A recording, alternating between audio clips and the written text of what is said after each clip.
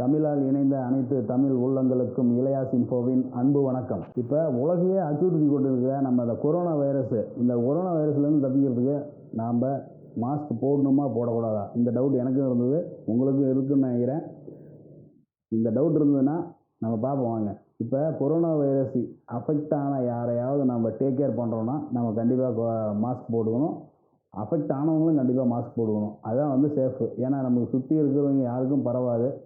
அதுக்காக நம்ம மாஸ்க் போட்டுக்கணும். ஓகே, நம்ம மீதி இருக்கிறவங்கலாம் போடணுமான்னு கேட்டிங்கன்னா கண்டிப்பாக தேவையில்லைன்னு நம்ம WHO ஆணித்தனமாக சொல்லியாச்சு. தேவையில்லாமல் யாரும் போடாதீங்க. ஏன்னா இருந்தால் தானே வரும், இல்லைன்னா எப்படி வரும்? அதனால் வந்து போட தேவையில்லைன்னு சொல்லிட்டாங்க. அதனால் போட தேவையில்லை, பயப்படவும் தேவையில்லை.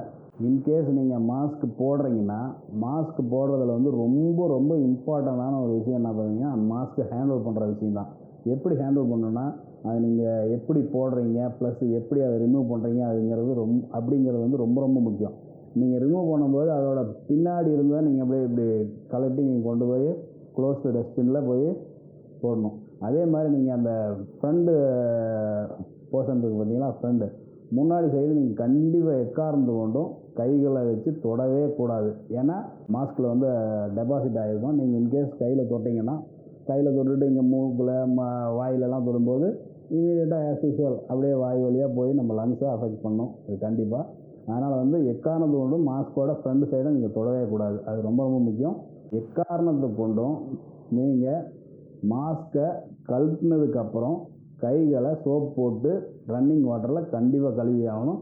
அப்படி இல்லைன்னா ஆல்கஹால் பேஸ்டு சானிடைசர் யூஸ் பண்ணி கையை எப்படி வைப் பண்ணிக்கங்க. அது ரொம்ப ரொம்ப முக்கியம். அப்புறம் மாஸ்க் நீங்கள் வியர் பண்ணுறீங்க அப்படின்னா உங்கள் முகத்துக்கும் மூக்குக்கும் இடையில், அதாவது மாஸ்க்குக்கும் இடையில் கேப்பு சுத்தமாக இருக்கவே கூடாது. அது இல்லாமல் நீங்கள் கட்டினா மட்டும்தான் எஃபெக்டிவாக நீங்கள் அந்த மாஸ்க் யூஸ் பண்ணுறதுக்கான அர்த்தம்.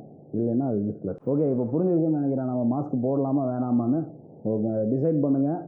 தேவையில்லாமல் மாஸ்க் வாங்கி காசை வேஸ்ட் பண்ணாதீங்க. ப்ளஸ்ஸு அதே மாதிரி நமக்கு ஷார்ட்டேஜ் ஆகிறதுக்கான சான்ஸும் நம்ம கொடுக்கக்கூடாது. தேவைப்படுறவங்க வாங்கிக்குவாங்க பார்த்தீங்களா. அதனால் தேவைப்பட்டால் மட்டும் வாங்குவோம், கரெக்டாக யூஸ் பண்ணுவோம். இந்த வீடியோ கண்டிப்பாக உங்களுக்கு யூஸ்ஃபுல்லாக இருந்திருக்குன்னு நினைக்கிறேன். மீண்டும் ஒரு நல்ல யூஸ்ஃபுல்லான இன்ஃபர்மேஷனோடு உங்களை சந்திக்கிறேன். Until then signing off Ilaiya. Bye bye, take care.